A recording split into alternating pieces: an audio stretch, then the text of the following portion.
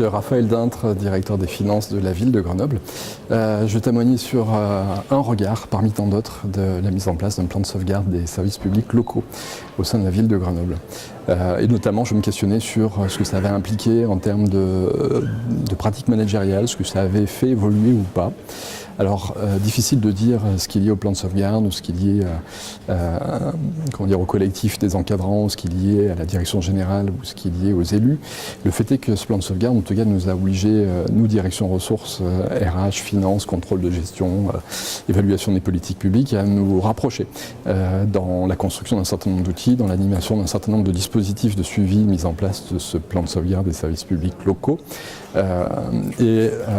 Autre particularité, en tout cas dans la conception, dans la méthode, on a souhaité mettre en place un plan de sauvegarde destiné à éviter la mise sous tutelle de la ville, voire éviter le refus de prêt d'un certain nombre d'organismes bancaires qui se profilaient. On a souhaité mettre en place cette démarche-là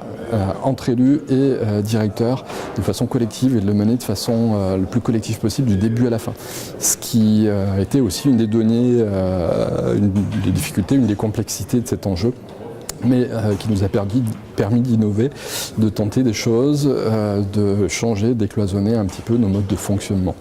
Après, à titre particulier au sein de ma direction, donc la direction des finances, le choix que nous avons fait autour de la mise en place de ce plan de sauvegarde était de s'inscrire dans la continuité d'un projet qui avait débuté 2 ans avant,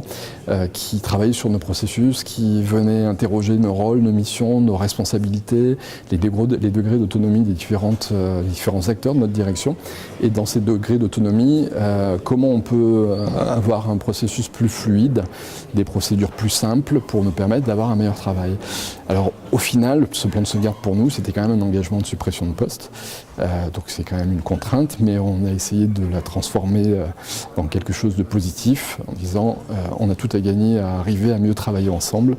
Et on fait le pari qu'en travaillant mieux ensemble, on aura besoin d'être un peu moins nombreux que ce qu'on est et qu'on pourra gérer ça et choisir comment on organise ça.